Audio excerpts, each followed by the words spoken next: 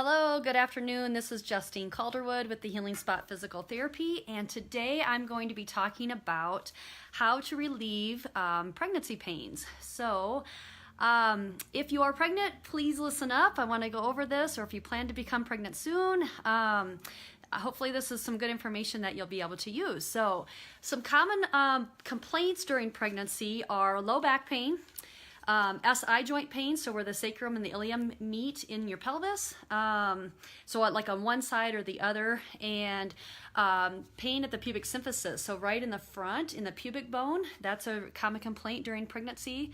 Pain in the tailbone or coccyx, so sitting on those harder surfaces, sitting for longer periods of time. And also, another pain that people have is kind of anxiety, okay?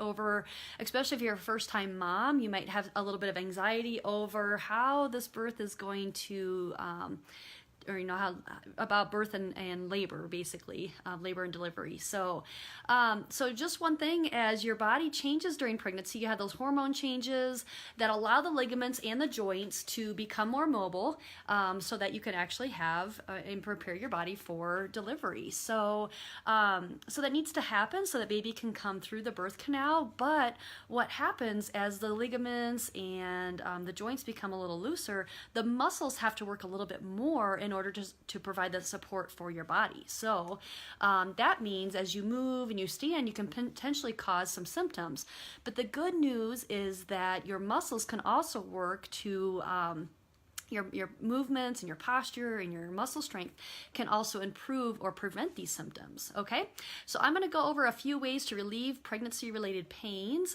One is taking note of your body mechanics.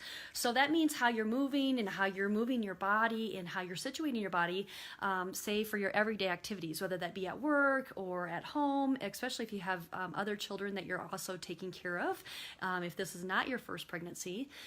So being mindful of how you're moving your body and how you're holding your body when you are lifting and carrying, so that you're making sure that when you're lifting that you are using those bigger stabilizing muscles like your hips, that you are not bending forward at the waist and straining your back, that you're actually squatting down if you can. And using your legs, avoiding twisting so that you're not just cranking on your back, that you're actually moving your feet, and you're not straining, because as you turn, that may cause a little bit of strain to the SI joint or the low back.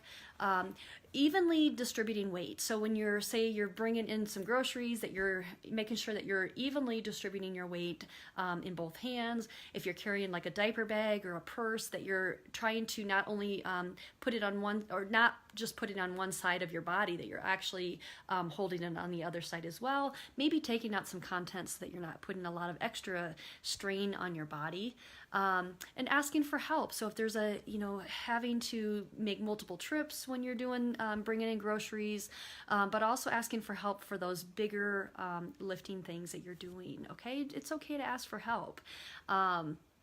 Strengthening the stabilizer muscles, that's another tip that can help. So when we talk about being able to support and support the pelvis and support the low back, one of the things that we can help strengthen are the pelvic floor muscles on the bottom here, so doing Kegels and reverse Kegels, so that you're getting that flexibility and the strength through the pelvic floor muscles. From the back side, working on the glutes and the hamstring muscles, the latissimus dorsi, so doing some lat pull downs, that kind of thing, and multifidi muscles in the back. So all of those muscles we're talking about from the back side. The transverse abdominis from the front side. So those go across the front and the lower abdomen, okay? And those muscles can actually be activated to help you with any kind of lifting or carrying things. So if you don't know how to activate those muscles, we're going to talk about that as well, where you can go to get a little bit of help. But learning how to activate the transverse abdominis and really be mindful of what the hips and the pelvis are doing when you're moving around, it can be very beneficial. Especially the transverse abdominis and the pelvic floor, that kind of help to act like those stabilizers, kind of like a corset for your back, okay? Another tip, third tip, is paying attention to your posture. So sitting with even weight on your sits bones so that you're not just slouching to one side. Being mindful of what's going on at your lower back so that you're not hyper extending like this, but you're also not slouching. So being somewhere in the middle so you're in that neutral position. Sitting with your feet on the floor, knees and your hips bent to 90 degrees. So you don't want your feet, dangling. You also don't want your knees really high up. So if you can adjust your seat surface, adjust the height, that's really good for your body.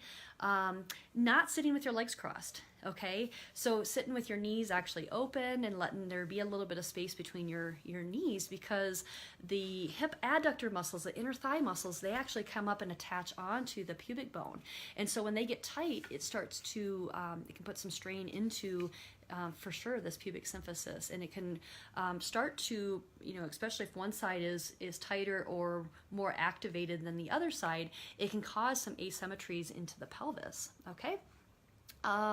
Avoiding hyperextending your knees. So I'm going to stand up here. So when you hyperextend your knees and you're standing, what that does is you're standing like this, and it actually pushes your hips forward and it makes your back arch. So when you bend your knees just slightly and allow that your tailbone to come up underneath you, standing with even weight so that you're not, again, I'm going to stand up, so that you're not just, slouching to one side or the other, that you're actually keeping equal weight on both legs.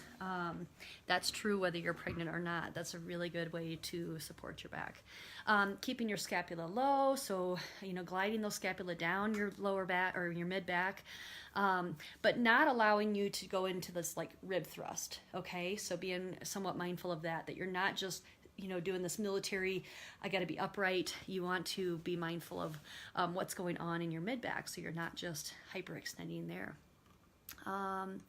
Some tips for if you do have some pain at the pubic symphysis, not crossing your legs, trying to keep those knees apart. That's specific for that. If you are, sleeping on your side, trying to keep your knees apart when you're sleeping. So I would suggest using a body pillow or maybe 1 or 2 pillows between your knees so that you're keeping your knees apart. And then when you go to roll over, so you want to lay on the other side or you want to lay on your back. So if you're going from a sideline position and you're keeping those knees apart, you actually want to bring one leg up, okay, and then bring the other leg up. So that way you're keeping those legs apart even while you're rolling, okay? And being mindful of when you're getting in and out of the car, and maybe even in and out of bed, okay? So one thing that we don't like to see is like a jackknifing. When you're laying on your back and you go to sit up, most of us do this kind of like half sit up. So actually if you roll to your side and then come on up, that's a much better position, a much better way, excuse me, to get up out of bed. And then also doing that to get back into bed. I can't really show you very well. Maybe I can. I do have a bed behind me here. So what I was saying, it was basically going, sitting down and then coming to your side and then roll into your back. So to get up, you would want to roll to your side and then come on up like that, instead of doing this kind of like, half sit up kind of thing. Because that can really pull through the pelvic bones, okay, and cause some asymmetries. Tips for your low back, you can use a little lumbar roll if you need that. Really taking a look at your ergonomics at work, especially if you do a lot of sitting. Even, what's going on when you're sitting in your car. Doing some stretches for your back. So one really great way I love to stretch the back is actually lie down with your legs up the wall. So you're kind of making this 90-degree angle. That's a really great way to stretch out the spinal tissue without straining through the pelvis or straining into the legs. So lying down, legs up the wall, and you can have your bottom away from the wall a little bit if you don't have a lot of flexibility in your hamstrings, okay? And then as far as relieving some maybe anxiety related to an impending birth, getting a pre-birth assessment. So seeing a physical therapist that can actually check out and do some soft tissue releases, that can look at, if there are any asymmetries in the pelvis. We are trained to look at that and also release it very, very gently, and do some mobilization to the sacrum and the pelvis and even into the pubic symphysis, okay? And also being able to check for baby's position. You know, if baby's off to one side or the other, we can check for that and help baby get back more to the midline, or at least be able to go from one side to the other. Check uterine mobility. There's some pre-birth assessment things that I do to help relieve mom's anxiety, but also to really give her a sense for, you know, what her body is really able and capable of doing. And then also checking the pelvic floor muscles, the flexibility of them. Physical therapists, pelvic physical therapists can also help with strengthening the muscles that I talked about earlier. So all those muscles along the backside, the transverse abdominis, the pelvic floor muscles, helping you to engage those muscles and do it in a way that you're not going to strain anything further. And we can also do things like helping with central nervous system deactivation, so helping you to feel a little bit more calm and grounded and relaxed, working on breath work and that kind of thing, and also pain relief. So so if you are pregnant, hopefully you got some great tips today on ways to ease your pain. I know a lot of us look for, like, we want one thing. What's gonna be the one thing? You know, but it's a lot of times those everyday things and how we hold ourselves and how we're using our bodies that make a big difference. So don't ignore that, okay? If you have any questions, let me know. If you are local and you are pregnant and you are not quite sure what to do, like maybe this is a little overwhelming to try to do these tips on your own, reach out and request a discovery session. I would love to sit down with you in person and talk to you a little bit more about what's going on with you and get any of your questions answered and help relieve some of that anxiety that you have, and also see if I have any kind of solution for you. So, all right, thank you, and I hope you have a fantastic week. Bye-bye.